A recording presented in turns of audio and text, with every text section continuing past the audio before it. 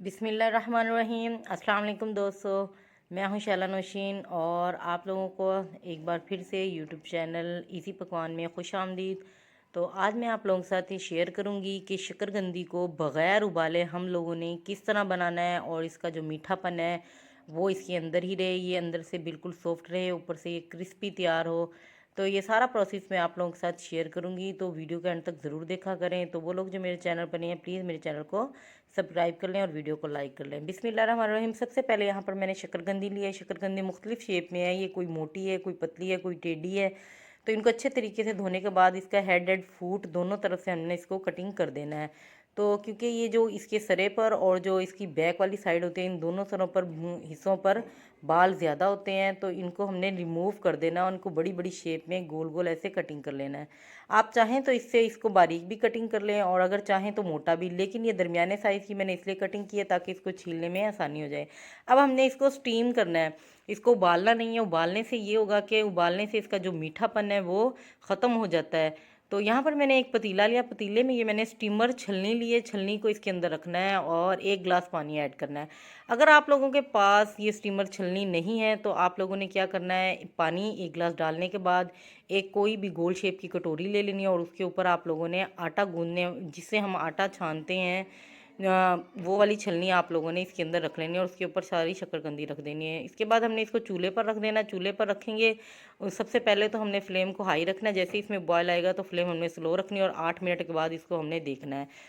तो 8 मिनट के बाद ये देखिए माशाल्लाह इसके अंदर स्टीम अच्छी खासी थी और ये देखें सॉफ्ट हो गई है बिल्कुल। एक बार हम इसको चेक करेंगे और फ्लेम ऑफ कर देंगे।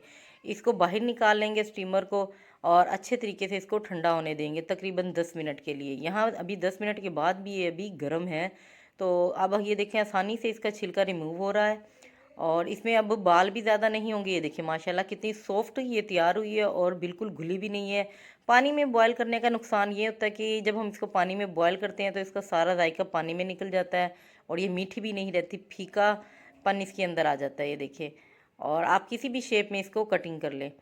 अब यहाँ मैंने एक प्लेट में अलहदा एक प्लेट लिया, उसके अंदर इसको कटिंग कर लेना है। आप यकीन करें ये इतनी एक फुल साइज़ प्लेट हम बाज़ार से लेते हैं तो ये 300 रुपये की हमें प्लेट मिलती है और हमने घर में इसको तकरीबन 80 रुपये की मैंने शकरकंदी ली और इसको प्लेट भरकर ऐसे तैयार कर लिया। अब यहाँ पर मैंने 3 अदद लीमू लिए हैं। अगर लीमू नहीं है, जो आजकल खटियाँ चली हुई है जो माल्टा टाइप है, आप वो भी ले सकते हैं और इसके ऊपर अच्छे तरीके से इसको निचोड़ लें, इसके बीज रिमूव कर दें। और ये तीनों लीमू, 3 से 4 लीमू इसके ऊपर मैंने ऐसे कटिंग करके इसके ऊपर निचोड़ लिया है और इसके बाद मैं इसके ऊपर डालूँगी चाट मसाला।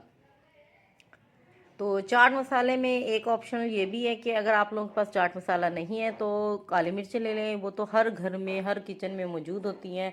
तो उसको बारीक पीस लें, पीसने के बाद इसके ऊपर ऐसे आप हल्का हल्का अपने हाथों की मदद से उसको डाल लें। यहाँ पर मैंने चाट मसाले का इस्तेमाल किया है, तो जिन लोगों के यहाँ चाट मसाला नहीं है तो वो काली मिर्चों का इस्तेमाल कर ले, उससे भी टेस्ट अच्छा आएगा। और लास्ट में मैंने इसके ऊपर केचप डाला है। केचप से तो जो इसका टेस्टीपन है तो उसका क्या ही बात है।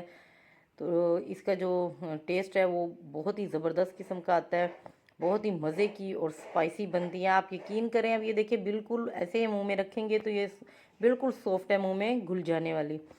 तो इसको सब लास्ट में अब हमने ये स्टिक लेनी है और आप एक एक इसके जो हिस्से जो हमने पार्ट किए हैं इस पर लगाएं और इसको मज़े मज़े से खाएं। ये स्टिक्स आसानी से मिल जाती है बाज़ार से, तकरीबन 10 का एक पैक है, तो ये बार बार यूज़ भी हो जाती है। आप इसको एक बार यूज़ करके वाश करके रख भी दें। अगर नहीं तो माचिस की जो हमारे घर में तीली मौजूद होती है, आप उसकी भी स्टिक ईज़िली बना सकती हैं। उसके आगे वाला हिस्सा रिमूव कर दें और मज़े से इसको चटकारे लेकर खाएं। तो ये बहुत ही आसान रेसिपी है। उम्मीद है कि आज की रेसिपी आप लोगों को अच्छी लगी होगी। तो प्लीज़ मेरी रेसिपी अच्छी लगी तो अपने प्यारे प्यारे दोस्तों में इसको शेयर करें। अल्लाह ताला आपके हमारे खानों में इस तरह बरकत डाले रखें। दुआ में याद रखिएगा। तब तक के लिए अल्लाह हाफिज़।